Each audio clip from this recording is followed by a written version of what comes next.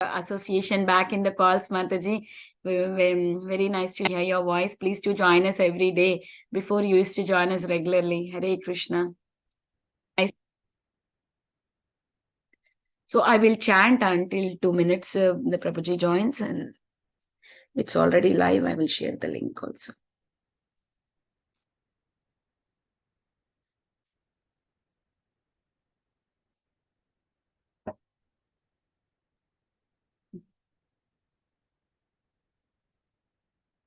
Okay. Sharing.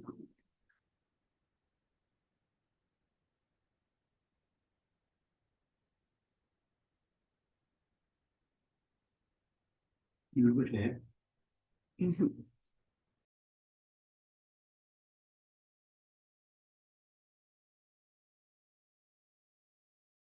Hare Krishna. Anybody want to introduce themselves? Please go ahead and introduce. Hare Krishna Mataji, Dandavat Pranams. All glories to Srila Prabhupada and all glories to the devotees in the call. Vasundhara Devi Dasi from Bangalore. Hare Krishna. Hare Krishna, Vasundhara Mataji, Dhanavad Pranam, all glories to Srila Prabhupada. Nice to hear these days in the mid-morning call your name, Mataji. You are very regular for early morning, and these days I see you very regular for the mid-morning calls too. Thank you so much for your sweet association. Hari bol. All thanks to Bhakti Japa Sangha conference, because the way the Harikatha happens on the call is so instigating and it's tempting, Mataji. Can't resist to attend.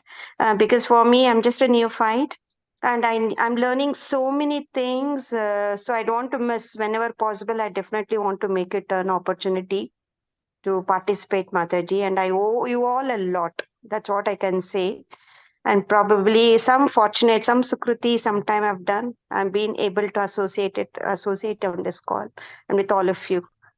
Grateful to you again, Hare Krishna. Thank you, Mataji, for your heartfelt realizations about the call. Same feeling, Mataji. I also did some Sukruti. That's why I got opportunity to associate with the great devotees here. Hari Bol. So Prabhuji is on the call. We will start the recording here.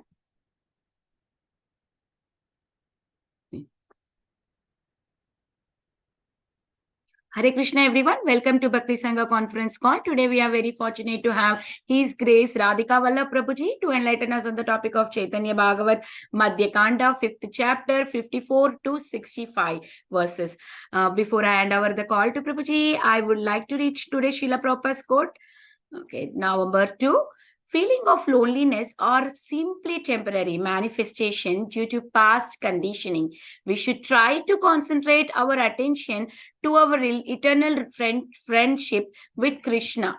Letter to Kulashekara, November 2, 1969. Srila Prabhupada ki jai. Hare Krishna, Prabhuji. Please accept my humble obeisances. All glories to Srila Prabhupada. Thank you so much, Prabhu, for joining and giving your valuable time and association this mid-morning and enlightening us on the topic of Caitanya Bhagavat. I now hand over the call to you, Prabhu. Hare Krishna.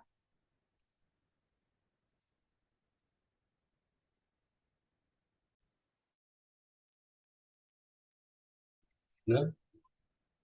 Yeah, thank you very much, Mataji. Beginning. Om Namo Bhagavate Vasudevaya. Om Namo Bhagavate Vasudevaya. Om Namo Bhagavate Vasudevaya. Narayanam Namaskritya Naram Chaiva Narottamam Saraswatim Vyasam Tato Jayam Devayet Nashtaprayeshu Bhadreshu Nityam Bhagavata Sevaya Bhagavati Uttamashloki Bhaktir Bhavati Stiti Krishnaya Vasudevaya Devaki Nandanaya Cha Nandarupa Kumaraya Govindaya Om Ajnanatirindasya Jnananjana Chakshuram Militam Yena Tasmai Shri Gurave Namaha. Namo Om Vishnupadaya Krishna Preshthaya Bhutale Srimate Bhaktivedanta Swamini Namaste. Namaste Saraswati Deve Gauravani Pracharine Nirvisesha Shunyavadi Paracharavartakarine Jai Sri Krishna Chaitanya Prabhu Nityananda Shri Advaita Gadadhara Srivasadi Gaura Bhakta Vrinda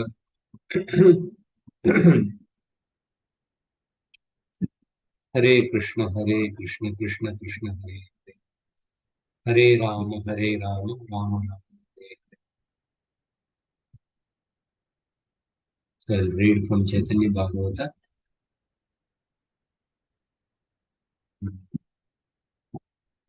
On the screen.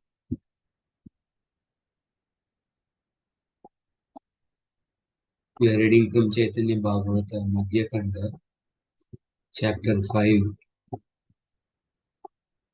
text number 54 to 65. Vidyadhana Kula Jnana Tapasyaramade Mora Bhakta Sthane Yara Ache Aparade Se Adama Sabarena Dimu Prema Yoga Nagariya Pratidimu Brahmadira Boga. I will not award love of God to those fallen souls who have offended my devotees, because they are proud of their education, wealth, high birth, knowledge, and austerities. Otherwise, I will give everyone that which persons like Lord Brahma enjoy. Purport: persons overwhelmed with pride due to education, wealth, high birth, scriptural knowledge, and austerities naturally commit offences to the devotees of the Lord. Since they are offenders to the Vaishnavas, they are not eligible to attain love of Krishna. I will distribute love of God that is available to personalities like Lord Brahma to each and every resident of Sri Mayapur Navadvip. The demigods are more dear to the Lord than the human beings. The mundane pose of the demigods are not their constitutional identities. All the demigods engage in worshipping the Supreme Lord, and the superiority and inferiority depends on the extent of their love for the Supreme Lord. The Sri Sampradaya originated from Lakshmi Devi. The Brahma Madhva Sampradaya originated from the four-headed Brahma. The Vishnu Swami Sampradaya originated from Rudra Deva. The Nimbarka Sampradaya originated from the four Kumaras. These demigods, who are Sampradaya Acharyas, are not devotees of the Lord simply on the merit of their pose. Their worship of the Lord has been substantiated by their activities as founding gurus of their respective sampradayas. Although according to the vision of the materialists, they are related to material enjoyment, unadulterated service of Hari is their constitutional duty.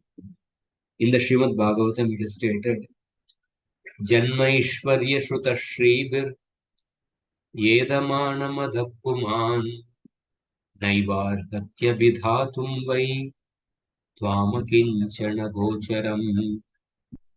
My Lord, your Lordship can easily be approached, but only by those who are materially exhausted.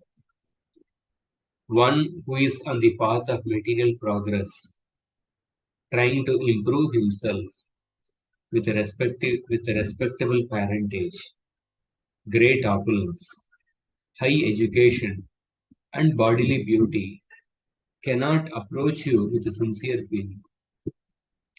In this statement of Queen Kunti, it is understood that Janma refers to the pride of high birth, Aishwarya refers to the pride of wealth, Shruta refers to the pride of knowledge, education, and austerity, and Shri refers to the pride of education, wealth, high birth, knowledge, and austerity.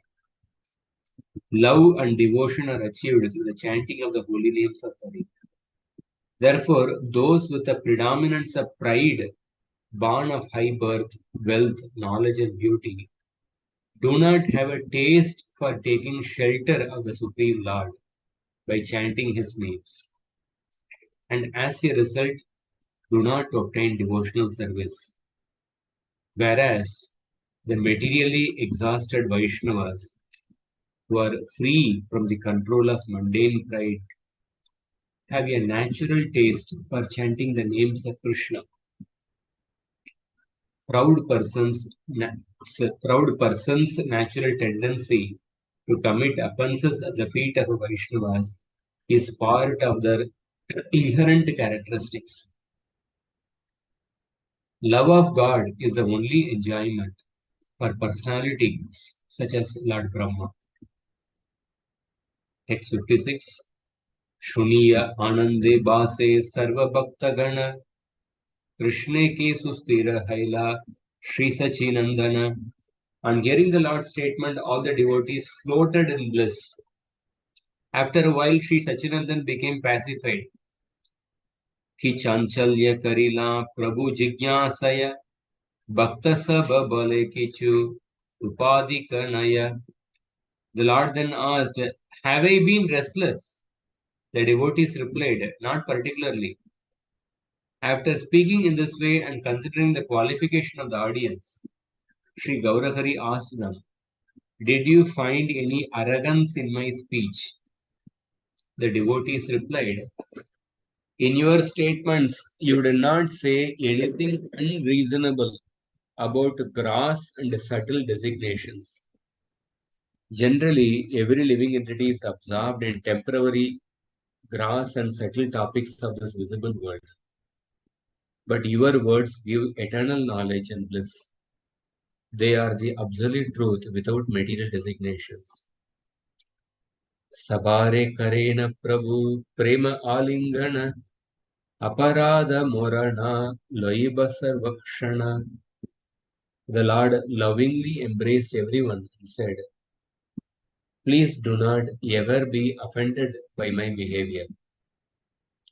Hase sarva bhaktagana prabhu rakataya Nityananda Mahaprabhu Gadagadiyaya. On hearing the Lord's words, all the devotees smiled. Then Nityananda and Mahaprabhu rolled about on the ground. Sambarana Nahe Nityanandera Avesha Premara Se Vihvala Haila Prabhu Shesha. Nityananda, who is non-different from Shesha, could not control his ecstatic mood and became overwhelmed in the mellows of loving devotion. That Nityananda Prabhu, whose plenary portion is the incarnation of Lord Vishnu, known as Shesha, has been addressed here as Shesha. Since the portion is included in the whole, since both the whole and the portion are Vishnu Tattva, there has been no contradiction in addressing Nityananda Prabhu as Shesha. In Chaitanya Charitamrita, Adi Lila, it is stated, he is thus called Lord Shesha, for he has attained the ultimate end of servitude to Krishna. He takes many forms for the service of Krishna, and thus he serves the Lord. That person of whom Lord Ananta is a kala, or a part of a plenary part, is Lord Nityananda Prabhu, who therefore can know the pastimes of Lord Nityananda. Kshane hase, kshane kande, kshane digambara, balya bhave purna haila sarvakalevara. One moment he laughed, one moment he cried, and the next moment he was naked. His entire body was filled with the nature of a child. Kotaya takila danda, kota kamandulu, kotava vasana gela, nahi adi mula. Where was his danda? Where was his water pot? And where were his clothes? Nothing remained with him. Chanchala haila, Nityananda Mahadhira, Apane Dhariya Prabhu Karilena Sthira. The most grave Nityananda became restless, but the Lord personally pacified him. Chaitanyera Vachana Ankusha Sabe Mane, Nityananda Matta Simha Arana Hi Jane. The maddened lion-like Nityananda was controlled by the iron rod-like words of Lord Chaitanya. He did not care for anything else. The word Ankusha refers to an iron rod for controlling maddened elephants. Since the iron rod in the form of Sri Chaitanya's Vachana or words refines the madness and the licentiousness of the living entities, his words have been described herein as Vachana Ankusha. Sthiraha Khali Puji Bhare Chaha Vyasa Sthirakaraiya Prabhu Gela Nijavasa. Be calm. Tomorrow you must worship Vyasadeva. Speaking in this way, the Lord returned home. Hare Krishna. Swami.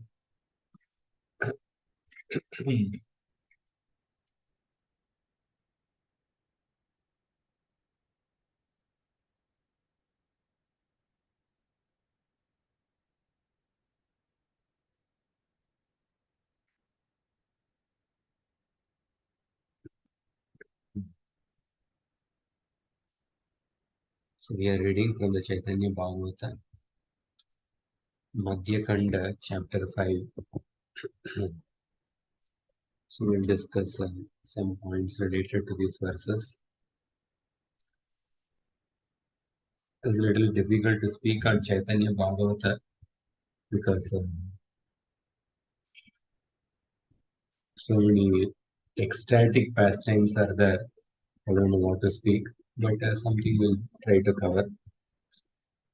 So in the very first beginning, the 54th and 55th shloka, Mahaprabhu is saying that I will not award love of God to those fallen souls who have offended my devotees. So we'll discuss some briefly about the offenses. So in the Upadeshamrita, Rupa Goswami says that Syat Krishna Nama Charita Disitapya Vidya Pittopataptarasanasya Narochikanu Kintvadaradanudinam Kalusaiva Jushta Swadvikramat Bhavati Tat Gadamula Hantri. He says that even though Krishna's name, forms, qualities, pastimes are certainly sweet like a sugar candy, but they do not appear sweet to a tongue which is affected with jaundice of beginningless ignorance. However, if that same sugar candy is accepted every day with a due respect, then it certainly becomes progressively tasteful and fully destroys that jaundice at its root. So we see that Rupa Goswami says that Krishna's holy name is like sweet like a sugar candy, but because of the beginningless ignorance, we are unable to perceive that sweetness. And then he says that two important instructions. One should accept that holy name every day, Anudinam, and with a due respect, Adarat. So when we talk about giving honor to the holy name, so we have to understand what does it mean to disrespect the holy name. Disrespect means anadara. It can mean two things. One thing is that chanting the holy name in the Namabhasa is considered to be a disrespect. Sanketyam parihasyam va stobam helanam eva va vaikunta namagrahanam asheshaga haram viduhu. In this verse, the Vishnu Dutas, they speak about the Namabhasa chanting of the holy name. And the 4 types: Sanketya, Parikasya, Stovam, Helanam. Somebody chants the holy name to indirectly indicate something else, or jokingly chanting, or for a musical entertainment, or even neglectfully chanting. These are all different ways of Namabhasa. Chanting the holy name in Namabhasa is equivalent to actually disrespecting the holy name. And then another type of disrespect to the holy name is actually committing offenses. Aparadastu sarve anadaratmaka eva. Tasmad aparada nidanam atra anadara eva. Srila Jiva Goswami says that when we commit all different types of nama aparada, that is nothing but showing disrespect to the holy name, anadara. So the root cause of all the aparadas is actually disrespect, anadara. So anadara leads to aparada. Aparada means what? Aparada is a combination of upasarga. Upasarga means a prefix. Upasarga kriya yoge. This is a Panini Sutra. So when a prefix is added with a kriya, then it is called as a upasarga. So apa is a upasarga prefix, and radha is a dhatu, a verb. Radha means attaining desired perfection. So aparada means the prefix apa is added in the sense of driving away. So aparada means that which drives away one's desired perfection. So aparada is a very general term actually. It can be applied to the path of yoga marga. It can be applied to the jnana marga. Because in every path, a person has a desired perfection. And anything which drives away to attain one's desired perfection, that is called as aparada. So aparada term can be applied to any path. So we can apply this in the bhakti yoga. So anadara, disrespect leads to aparada. So Bhaktivinoda Thakur also says that my misfortune is that I did not develop adara towards Krishna's name. My misfortune led to these 10 aparadas. How will these nama aparadas be vanquished? Bhaktivinoda Thakur also says that disrespect leads to nama aparadas. Therefore, Haribhakti Vilas says, Tasmimscha Bhagavan Namni Jagat Ekopakarini Vishwaika Sevye Matiman Aparadan Vivarjayet. Every intelligent person must avoid committing offenses in relation to the Bhagavan's name, which is the sole benefactor and the exclusive object of service for the entire world. So, and especially in this 54th and 55th shloka, Chaitanya Mahaprabhu is highlighting the first offense, that is offending the devotees of the Lord. So, regarding offenses, in the Haribhakti Vilas it is mentioned, Sarvaparada Kridapi Muchyate Hari Samshrayat Harerapyaparadanya Kuryad Dipada Pamsavaha. A person who commits all other types of aparadas besides Nama Aparada can be freed from them by taking full shelter of the holy name of Hari.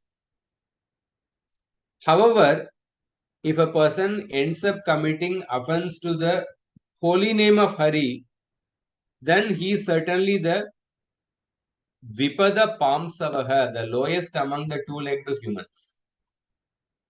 And then further Hari Bhakti Vilas says that Namashraya kadachit syat tarat yevasa namataha namno pisarva suhrudo kyaparadat patatyadaha.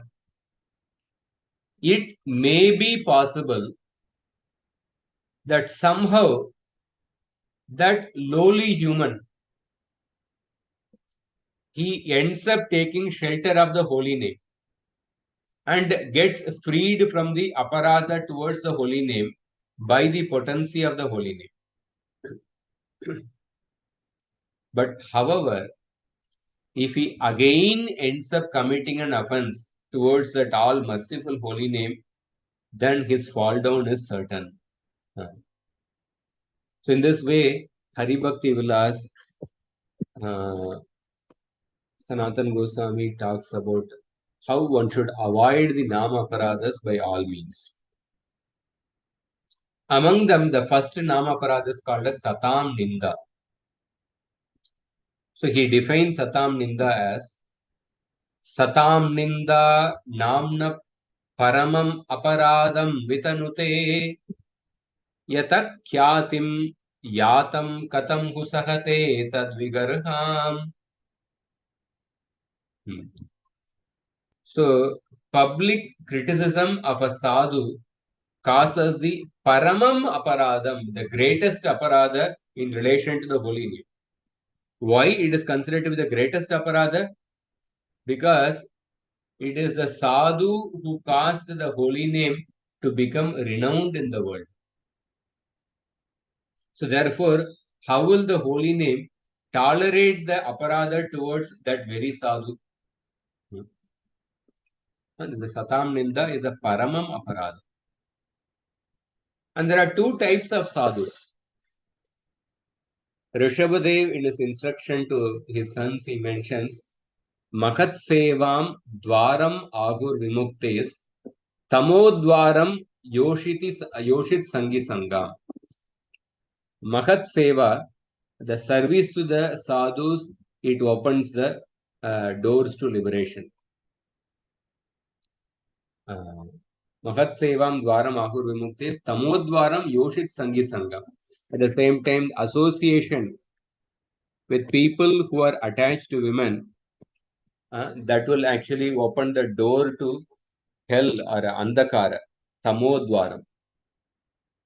And in this verse, Srila Prabhupada mentions Mahat Seva. Mahat refers to the devotee sadhu and as well as the impersonalist sadhu. Sometimes we become overly critical of the impersonalists. But here Prabhupada says that even the service to the impersonalist sadhus, people from the Advaita Sampradaya, that will also open the door to liberation. Of course, impersonal liberation. So even the impersonalist sadhus, they also actually spread the glories of the holy name. Many people in the Advaita Sampradaya also, they have Bhagavat Sapta, they have Ramayana, they perform actually Harinam Sankirtana, they perform different bhajan. Their philosophy may be to ultimately merge into the impersonal Brahman, but they also spread the glories of the holy name. So in that sense, they are also considered to be sadhu. So therefore, Prabhupada says that service to the impersonalist sadhu also he mentions that verse 5.5.2. So therefore, one should not criticize even the impersonalist sadhu. No. So there are two types of ninda. One is the Vyakti Ninda, another is the Vichara Ninda. We may criticize the Vichara, the philosophy of the certain impersonalist, but we should not criticize the person. We should not indulge in Vyakti Ninda. And then when we talk about Satam Ninda, criticism of the sadhus, it also includes other things like envying a sadhu or causing physical harm to a sadhu. These are also to be understood to be included within Satam Ninda. For example, to assault a Vaishnava or to needlessly gossip about a Vaishnava, to envy a Vaishnava, to not properly greet a Vaishnava, to become angry upon an Vaishnava who is not once a disciple, to not exhibit happiness on seeing the Vaishnavas.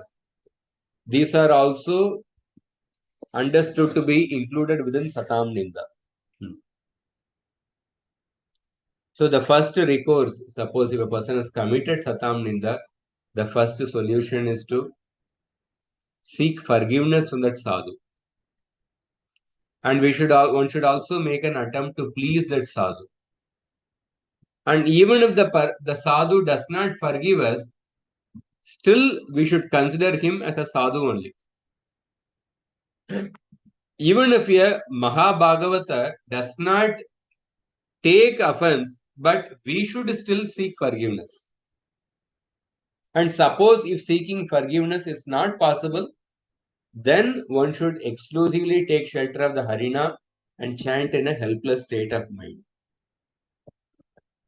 This is something I wanted to discuss briefly about offenses in general and Satam Ninda in particular. And then we see the shloka. It is mentioned that when a person is proud of one's birth, education, beauty, and wealth, one cannot chant the holy name feelingly. Janmaishwarya Shrutashribir Yedamana Madapuman Naivarhat Yabidatum Vai Twamakinchana Gocharam. So Queen Kunti speaks this beautiful shloka where she says that when a person is actually proud of these four things, one cannot feelingly chant the holy names. So ultimately, only when a person feelingly utters the holy name, then a person gets the real benefit of chanting the holy name. Yesterday I was discussing with one devotee. At that time we were discussing about Gayatri mantra and the Hare Krishna mantra.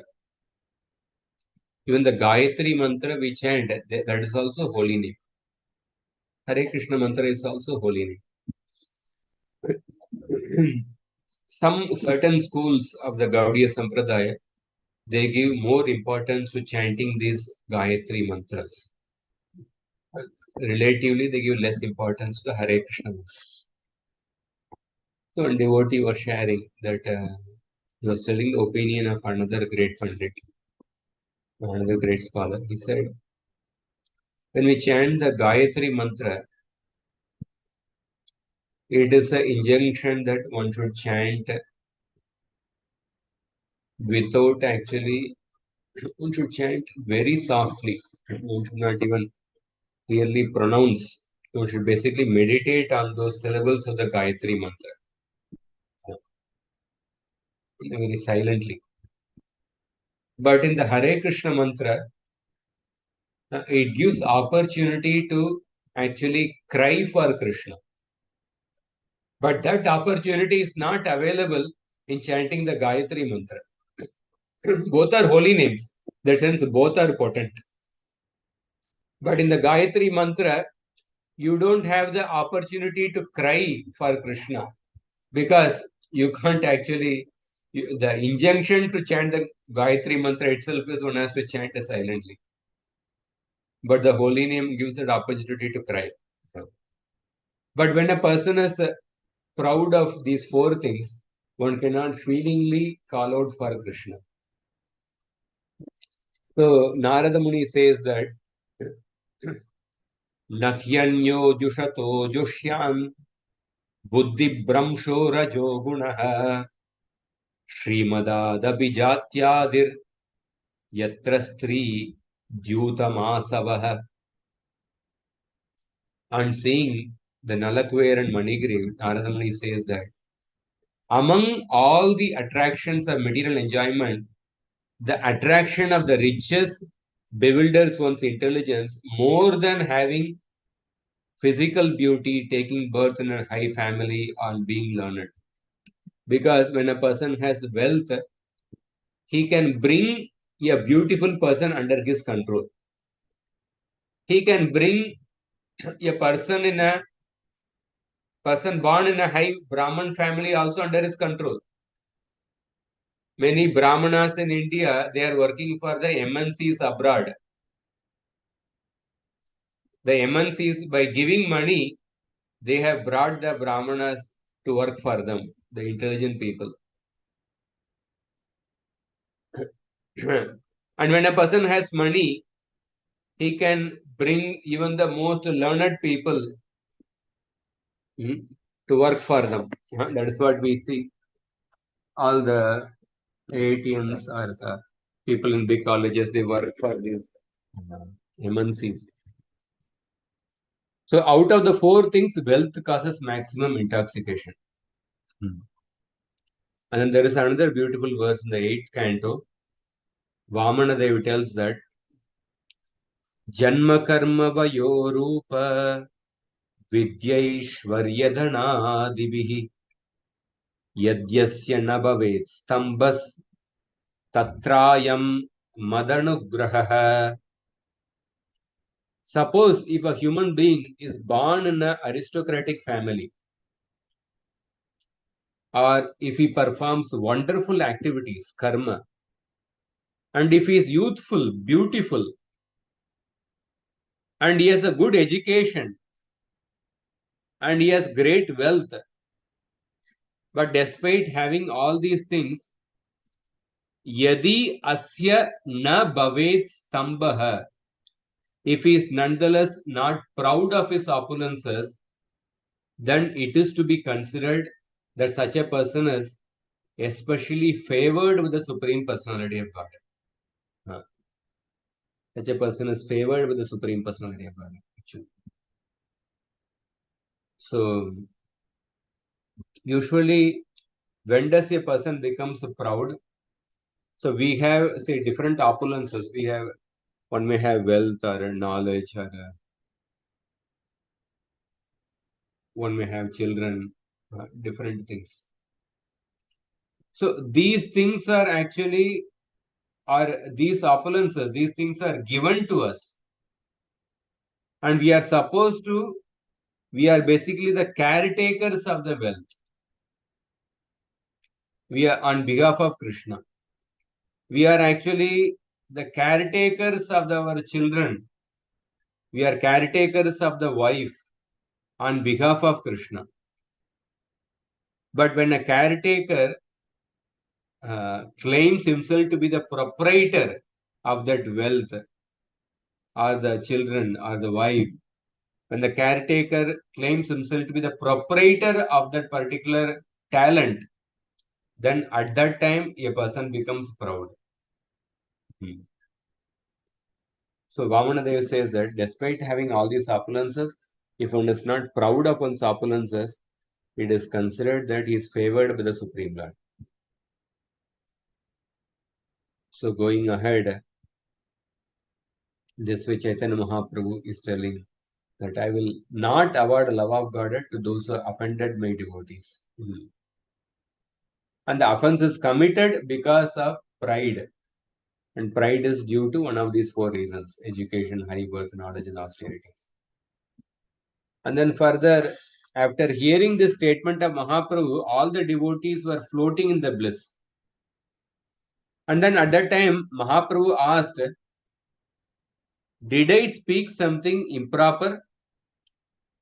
Did you find arrogance in my speech? Have I been restless while making this statement? And the devotees replied, There is nothing improper in your statement. In your statements, you do not say anything unreasonable about gross and subtle designations. In fact, your words give eternal knowledge and bliss. They are the absolute truth without material designations. See, Mahaprabhu is out of his humility is asking, did I speak something? Did you find any arrogance in my speech? So, regarding speech, actually, there are 4 levels of speech. This verse comes in the Mahabharata.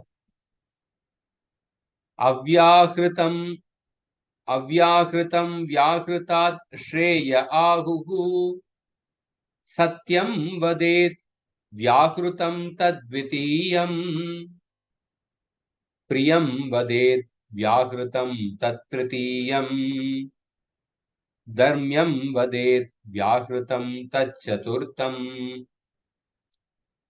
The first level of the controlled quality of controlled speech is to prefer silence over speaking something nonsense. If at all one has to speak, then one should practice the second level of controlled speech. What is that? One should speak only the truth. And even higher than that, the third level of controlled speech is that to speak the truth but in a pleasing tone. And the fourth level of the controlled speech is to speak subject matter pertaining to dharma. So to speak subject matter pertaining to dharma, that is the fourth level of controlled speech. And out of all the dharmas, the highest dharma is devotional service to Krishna. And Chaitanya Mahaprabhu spoke words in relation to the devotional service, chanting of, and in the devotional service also, out of all the items of devotional service, the topmost item of devotional service is chanting of the holy names. In that sense, Mahaprabhu's speech is not just related to dharma, it is related to the highest aspect of dharma. And not just that, even among the highest aspect of dharma, that is devotional service, he spoke about the very highest aspect of bhakti, that is chanting of the holy name. Therefore, the devotee said that you do not say, the devotee said that your words give eternal knowledge and bliss. And they are the absolute truth without material designations. And therefore, they are appreciating Mahaprabhu's words. Mahaprabhu embraced everyone and said that, please do not ever be offended by my behavior. Aparada morana laiva sarvakshan. So the Mahaprabhu gave that instruction, but still he is saying. So if we Chaitanya Charitamrita, Chaitanya Bhagavata, they are the best books to learn about Vaishnava etiquette, Vaishnava behavior, Vaishnava dealings actually. And so all the devotees smiled on hearing the words. And then the next few verses talk about Nityananda Prabhu's response on hearing Mahaprabhu's words. Nityananda Prabhu became ecstatic and he rolled in the ground and he could not control his ecstatic mood. So in the shloka, Nityananda Prabhu is called as Shesha. Actually, Shesha is one of the plenary portion of Nityananda Prabhu. But named after him, Nityananda Prabhu is called as Shesha. So there is a beautiful shloka in the Chaitanya Charitamrita. That shloka says that Yeta Murdi Bedakari Krishna Seva Kare Krishnera Sheshata Paya Sheshana Madare. He is called Lord Shesha because he has attained the ultimate end of servitude to Krishna. He takes many forms for the service of Krishna and thus he serves the Lord. We see Nityananda Prabhu is the ultimate. He is called a Shesha because he has reached the ultimate end of servitude to Krishna. in so many forms. As Lakshman, he served Lord Ram as a loyal younger brother. Lakshman was a loyalist. As Balaramji,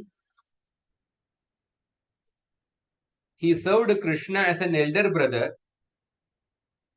Balaramji exhibited the mood of a transcendental separatist. Many times Balaramji took a decision opposite to that of Krishna. Krishna wanted Subhadra to get married to Arjuna, but Balram wanted Subhadra to get married to Duryodhana. In the Shyamantaka Jewel episode, even Balramji became angry with Krishna and he went to Mithila.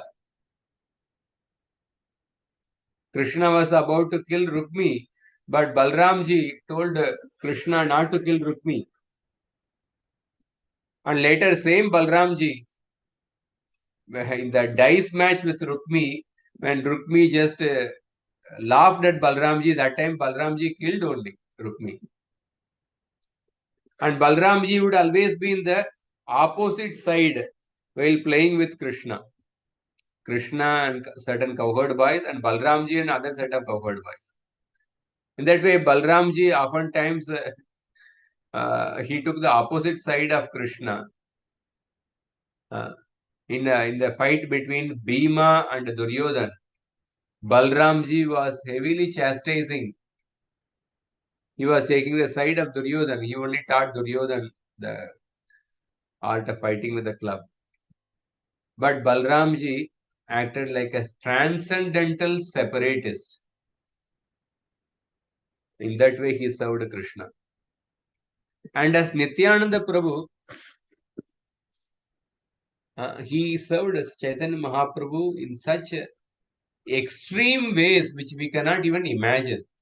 The way Nityananda Prabhu served Mahaprabhu by going towards Jagai and Madhya. Mahaprabhu would tell Nityananda Prabhu not to come to Jagannath Puri every year. But Nityananda Prabhu would come every year. Kaviraj Goswami says that who can understand the love of Nityananda Prabhu? So Nityananda Prabhu served Mahaprabhu in extreme ways.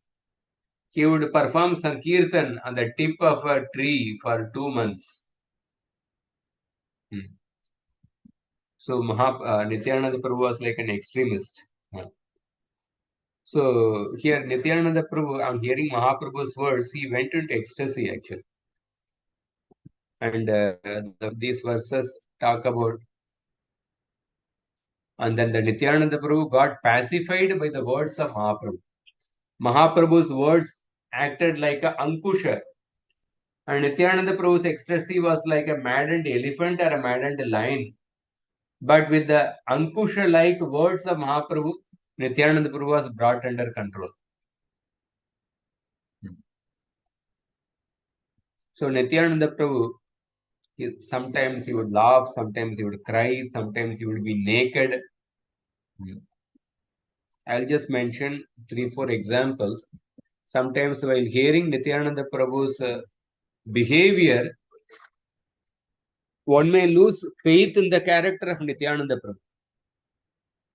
But we'll see just a few examples. How to have faith in Nityananda Prabhu is very important. The first example is Krishnadasa Kaviraj Goswami narrates the story in the Chaitanya Charitamrita Adi Leela. Kaviraj Goswami narrates how one associate of Nityananda Prabhu, Meenaketana Ramadas, and when he would be absorbed in emotional love, all the Vaishnavas bowed down at his feet.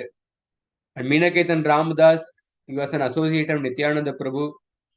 He would exhibit such ecstatic symptoms. Sometimes he would climb upon the shoulder of someone offering obeisances. Sometimes he struck others with his flute and mildly slapped them. And constantly tears would be flowing from the eyes of Meenaketana Ramadas. Whenever he shouted the name of Nityananda Prabhu, people around him were filled with great wonder and astonishment. But then there was a devotee, Gunarnava Mishra, who was worshipping the deity. This Brahmana, Gunarnava Mishra, did not offer respect to Meenaketana Ramadas. So Meenaketana Ramadas became angry, not because that he was personally disrespected, because he felt that this Gunarnava Mishra is not respecting Nityananda Prabhu. And therefore Meenaketana Ramadas said that here I find the second Romaharshana Sutta, who did not stand to show respect Balramji. So then that Gunarnava Mishra, he fell down because of actually offending Nityananda Prabhu. So Krishnadas Kaviraj Goswami says that my brother Gunarnava Mishra, he had a firm faith in Chaitanya, but he had only a glimmer of faith in Nityananda Prabhu. Therefore, Meenaketan Ramdas was unhappy in his mind. So these two brothers, Chaitanya and Nityananda Prabhu, are like one body, but these two brothers are like one body. So he said, if you do not believe in Nityananda Prabhu, you will fall down.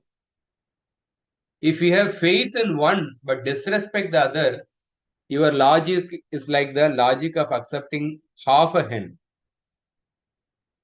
So in this story, Krishnadas Kaviraj Goswami emphasizes the importance of having faith in Nityananda Prabhu. Nityananda Prabhu came in the dream of Krishnadas Kaviraj Goswami and told him to go to Vrindavan. So this is a first example. The second example is Srivas Thakur's faith in Nityananda Prabhu. So once Mahaprabhu asked Srivas Thakur, why did you allow Nityananda Prabhu to your house? His caste and character are unknown. Why are you allowing him to live in your house? In order to protect the prestige of one's family, do not allow him to stay in your house because his caste is unknown. Then Srivas Thakur informed Mahaprabhu that one who has worshipped Mahaprabhu for even a day is certainly dear to me.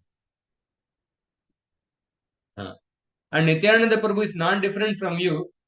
Even if Nityananda Prabhu held a pot of wine and associated with a prostitute, or even if he destroyed Shiva's caste, life and wealth, still Srivas Thakur's faith in Nityananda Prabhu would not be disturbed for even a moment. That was the extent of faith of Srivas Thakur on Nityananda Prabhu. And when Mahaprabhu heard the Srivas Thakur statement, Srivas Thakur said that even if Nityananda Prabhu had a pot of wine, still I would have complete trust in Nityananda Prabhu. Mahaprabhu became greatly pleased and gave him the benediction. Even if Lakshmi Devi happened to beg at any time, your house would not be bereft of poverty. And even the cats and dogs in the house of Srivas Thakur would have unflinching faith, the unflinching devotion. But this is the second example. After Kaviraj Goswami, there's faith in Nityananda Prabhu, Srivas Thakur's faith in Nityananda Prabhu. And then the third example is Shivananda Sen's faith in Nityananda Prabhu. When Shivananda Sen, the devotees would come from Puri to the Bengal to Puri, Shivananda Sen would take care of all the arrangements. Once there was a slight delay because of paying the tolls. And Nityananda Prabhu became angry and he said that, oh, Shivananda Sen has not arranged for my residence. I am so hungry and I could die. Because he has not come, Shivananda Sen has not come, I curse his three sons to die. So when you hear this statement, it appears like a statement of a whimsical person actually. Just for a slight delay in arranging for the residence because of the paying of the tolls, cursing his sons to die. Something It absolutely seems like a whimsical, this one. But when on hearing this, Shivananda Sen's wife began to cry. But Shivananda Sen told his wife, Nityananda Prabhu has cursed our sons to die because his quarters have not been provided. You crazy woman, why are you needlessly crying? Let my 3 sons die for all the inconvenience I have caused to Nityananda Prabhu. Then after saying this, Shivananda Sen went to Nityananda Prabhu and Nityananda Prabhu kicked at Shivananda Sen. And Shivananda Sen became very pleased and he quickly arranged for the milkman's house to be the Lord's residence. And he touched the Nityananda Prabhu's lotus feet and led him to his residence. Because Shivananda Sen said that, today you have accepted me as your servant and you have properly punished me for my offense. Your chastising me is my causeless mercy. Who within the 3 worlds can understand your real character? Brahmara Durlabha Tomara Shricharana Renu Hena Charana Sparsha Paila Mora Adamatanu. The dust of your lotus feet is not attainable even by Brahma. Yet your lotus feet has touched my wretched body. Aji Mora Safala Kaila Janma Kula Karma Aji Painu Krishna Bhakti Artha Kama Dharma. Today my birth, my family, my activities have all become successful. Today I have achieved the fulfillment of religious principles, Dharma, Artha, Kama and Moksha, because of receiving your dust of your lotus feet. Then Nityananda Prabhu became so happy and he embraced Shivananda Sen. So we see that this is the third example of Shivananda Sen's faith in Nityananda Prabhu. And the last, fourth example is Vrindavan Das Thakur's faith in Nityananda Prabhu. Vrindavan Das Thakur says that, this comes in Adi Khanda. He says that somebody may consider Nityananda a sannyasi. Somebody may consider him a devotee. Somebody may consider him as a jnani. They may say whatever they like. But even if Nityananda was the most insignificant servant of Lord Chaitanya, still I would keep his lotus feet in my heart. And then he said, Yeta parihare voye papi ninda kare tabelati marontara shirera upare. Therefore, I kick the head of any sinful person who disregards the glories of Nityananda and dares to criticize him. So, that is the faith of Vrindavan Das Thakur in Nityananda Prabhu. And Vrindavan Das Thakur says that anybody who disregards the glories of Nityananda, I will kick at the head of that sinful person. Anybody who criticizes Nityananda Prabhu will kick at him. So, in that way, we see there are the importance of faith in Nityananda Prabhu is established through Shivananda Sen, Srivas Thakur, Vrindavan Das Thakur, and Krishnadas Kaviraj Goswami. And in these verses, how Nityananda Prabhu's ecstatic symptoms are described. Nityananda Prabhu's ecstasy could be only controlled by the Ankusha-like words of Chaitanya Mahaprabhu. And further description will be coming in the following verses. Hare Krishna. Haribol, thank you so much, Prabhuji, for such a beautiful class. Very grateful to you. Very nicely explained about Lord Nityananda. So, Prabhu, you are only saying, Lord Nityananda Prabhu's activities are very, scary, and it confuses the ordinary people. So, how, Prabhuji, if we are a devotees, we will not get confused. We know Lord Nityananda very nicely. He's very, very merciful. At the same time, his activities are sometimes, like you told about how he could not arrange the stay for Lord Nityananda, and he was very angry with the devotees. So how do we understand this, and we don't get diverted, or when we are speaking to someone about this, how can we convince them? How do we speak?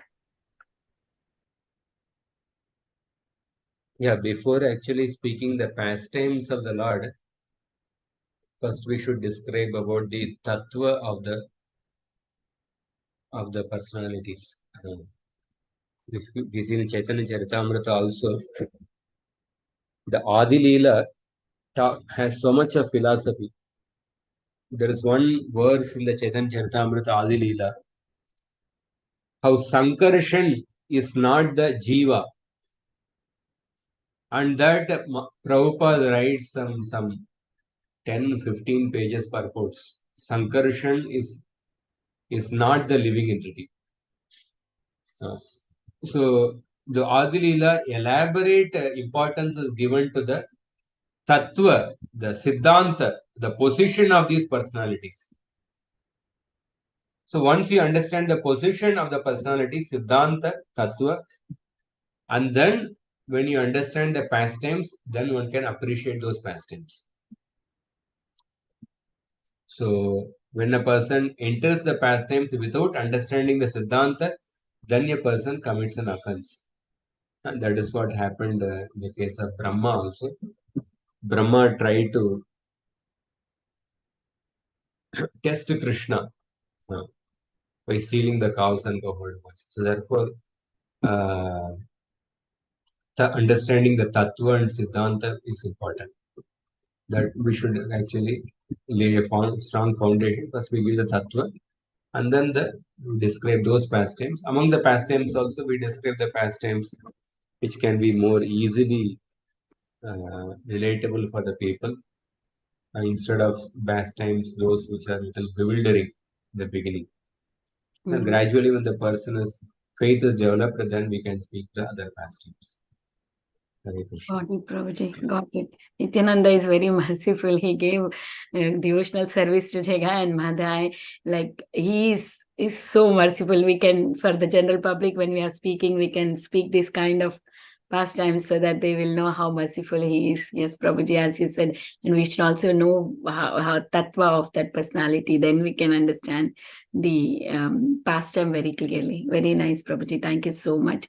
Prabhuji, we have raised and do you have time for question and answers? Yeah, few questions.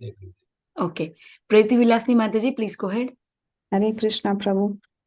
Thank you so much for such a beautiful class. It was really, really very nicely churned out, all the verses and the glories of Nityananda Prabhu, to understand them in the right way.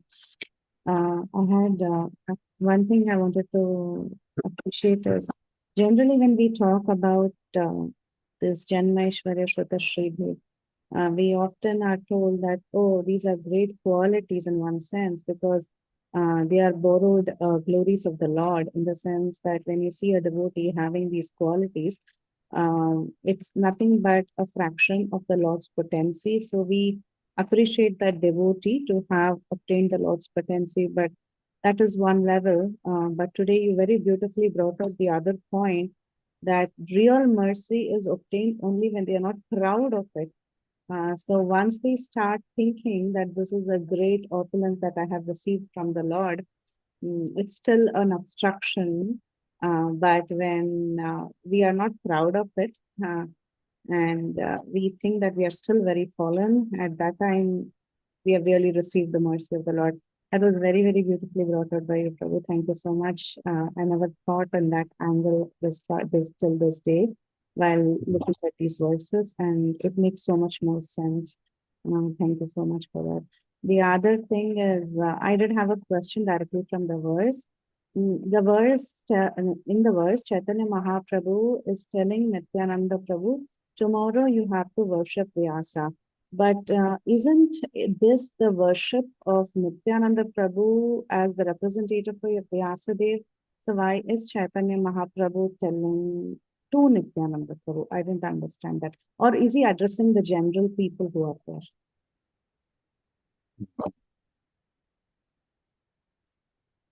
I think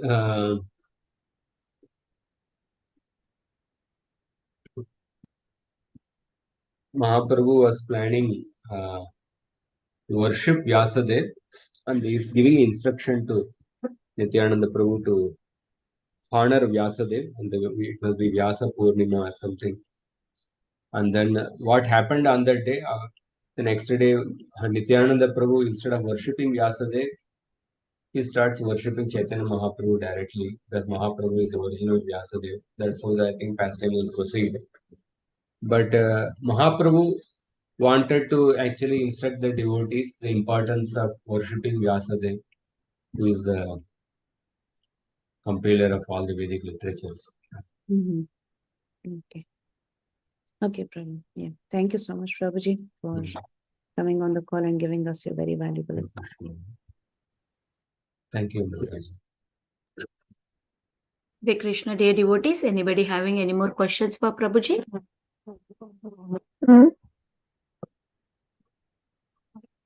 Prabhuji, I had one more follow-up question. Some of the in the words before you started speaking that was not assigned to you, there is a reference to something called as Saura Purana.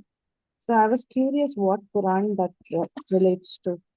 I think like 4-5 verses before you started. Shaura Purana. Oh, I'm also hearing this name first time actually. So could you let us know if at all you get to know about it, Prabhu? If I get some information, I'll let you know. Yes, thank you, Prabhu. Thank you, Prabhu. We have Sukhasagari Mataji. Sukhasagari Mataji, please go ahead with your question. Hi Krishna Prabhuji, Dandavat Pranams. Thanks for the nice class. I just wanted to follow up on Preeti's question. Is it okay? Yes, ma'am. I thought in one of the previous verses it was mentioned, Preeti, that Chaitanya Mahaprabhu, I think he wants to show how to actually do the Vyas Puja because the Mayavads have a different understanding of Vyas Puja, and then they only respect the Guru on that day. But for Vaishnavas, it's like that is like the beginning, and you do the puja every day for the Guru. Something like that was mentioned in one of the purports. So actually, aren't they from the previous verses? I don't know if I understood it wrong. Mataji, correct me. I understood it that we wanted to actually worship Lord as the representative in this particular. Yeah, this reference here is to that Vyas Purnima, like how Prabhuji mentioned, like the ones which even the Mayavads follow, but they only worship on one day. They don't have the proper concept of the Guru. That's what was mentioned, like I think in that purport. And so they wanted to show the correct how a Vaishnava should, a Vaishnava worships the Guru every day, like. So it's just the start. It's not just, once a year you worship your Guru, but we do Guru Puja every day like that. But then why is Chaitanya Mahaprabhu asking Nityananda, you be ready? I mean, you be ready to worship Vyasa tomorrow. That part I didn't catch. That is it. Yeah, I mean, because they're celebrating that Mayavad Vyas Puja day, like that Guru Purnima, which they call it. So. Okay. Yeah. And also the Google Guru says, I think Shaura Purana is some Shaivite Purana or something. Oh, thank you for that. Thanks. Hare Krishna. Hare Krishna. Thank you, Mataji. Thank you, Mataji, Sukhasagari Mataji, for that. And is there anybody having any more questions? Oh, Vasundhara Mataji, please go ahead, Mataji. Hare Krishna, Prabhuji, Dandavat Pranams. During the course of the session, you made a statement or a reference of the offense committed, not only to those sadhakas following the bhakti mark, but also impersonalist devotees also. Right, Prabhuji? Did I understand right? Okay. So that also if is falling under the offense, is it? Yeah, what I mentioned was that because Mahat Sevam Dwara Mahur Vimuktes. In that particular shloka, sadhus are of two types. One is the devotees and another is the impersonals. So therefore, Satam Ninda not only applies to the devotee sadhus, Satam Ninda also applies to the impersonalist sadhus. Mm-hmm. So in the case of the impersonalist sadhus, one can indulge in Vichara Ninda, but not in Vyakti Ninda. Understand. It's basically not on the person per se. It's like, the tattva. So that Yeah, the deliberation is fine, philosophical but not part. on the person. Yeah. Yes. And what about Mishra devotees, Prabhuji? Mixed devotees, like who not pure, following the pure devotional services path, but they are like kind of, chanting the name, but also like kind of, having a mixed devotional kind of, what do you call, faith. So what about the offenses, if any committed against such kind of Mishra devotees, Prabhuji? Will it fall under the Generally, bracket of offense? Bhakti Rasamrita Sindhu Rupa Goswami says that when we commit an offense to the devotee, depending on the devotee's level, the Mm-hmm. result of the offense will also be like that. Suppose if a person commits an offense to a very highly advanced devotee, then he may even fall down from a bhava to bhava abhasa. Somebody Mm-hmm. commits an offense to a devotee in Nishtha or Anartha Nivritti, then the result of the offense will be less severe. Somebody commits an offense to a person on the level of Shraddha, Sadhu Sangha, like that, the result of offense will be there, but it will be even more less severe. But in Mm-hmm. one has to be careful because suppose even if the devotee is maybe a Mishra devotee or he may be beginner devotee now, but if he eventually becomes a pure devotee, Mm-hmm. then that offense would be taken seriously. The case of Suruchi committed an offense to Dhruva when Dhruva was had not yet begun his bhakti. But later Dhruva became a pure devotee, therefore Suruchi's offense to Dhruva was considered seriously. So you mean to So say there is in a retrospective effect, is it? Once yes, the Mishra devotee becomes, what do you call, he follows the path of Bhakti Marg, then there would be a retrospective effect, is what you're saying. yes. Oh my God. It's so scary, Prabhuji. So in general, better to indulge in Vichara Ninda instead of Vyakti Ninda. Whether it Mm-hmm. is Mishra devotee or impersonalist.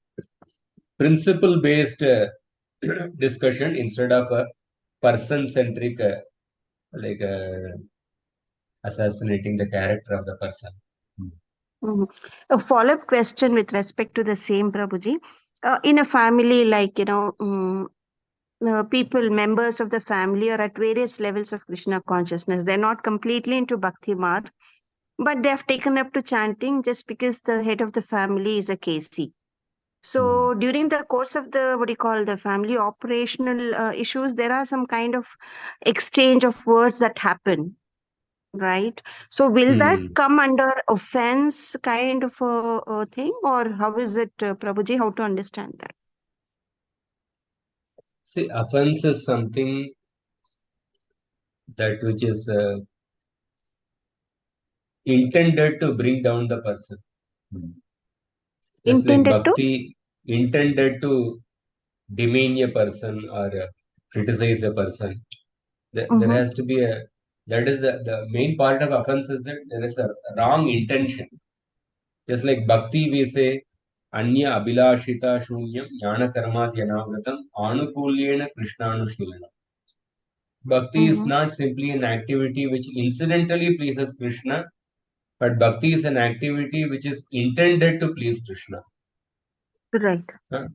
So Yashoda, although Krishna apparently became angry with Yashoda, but Mother Yashoda going to take care of the milk, it is ultimately that action was done with the intention to serve Krishna. So the Right. intent, just like bhakti should be performed with the intention to please Krishna. Similarly, offense is that activity which is performed with the intention to Got it. displease a person. Right, So right. in the family, sometimes as a part of the family dealings, there are certain human dealings are there. When we read a life story of the Pandavas, some of the Pandavas also, there were difference of opinion. Bhima would become angry with Yudhishthir. Draupadi became angry with Yudhishthir. So those family dealings are there. But at the same time, yeah, one has to be a little careful. There is a room for certain informal dealings are there. And suppose a person is a father, he has to chastise the children for in order to correct them properly. So that aspect is there. But still, at the same time, we also have to be aware of the offenses. Okay. Hare Krishna. Thank you, Prabhuji, for clarifying. Hare Krishna.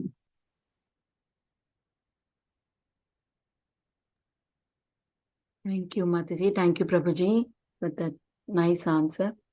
Yeah. Is there anybody having any more questions for Prabhuji? Okay. If there are no more questions, we can end the call here. I would like to offer my obeisances to Prabhuji and all the Vaishnavas assembled on the call. Vancha kalpatarubhyasya kripa sindhubhyev cha patranam pavanebhyo vaishnavebhyo namo namaha. Ananta Koti Vaishnav Vrinda ki jai, Srila Prabhupada ki jai, His Grace Jai. Radhika Vallabh Prabhuji ki jai. Jai. Prabhuji, Hare Hare Krishna. Krishna. Thank you, Prabhuji. Hare Krishna. Hare Krishna. Thank you for coming on.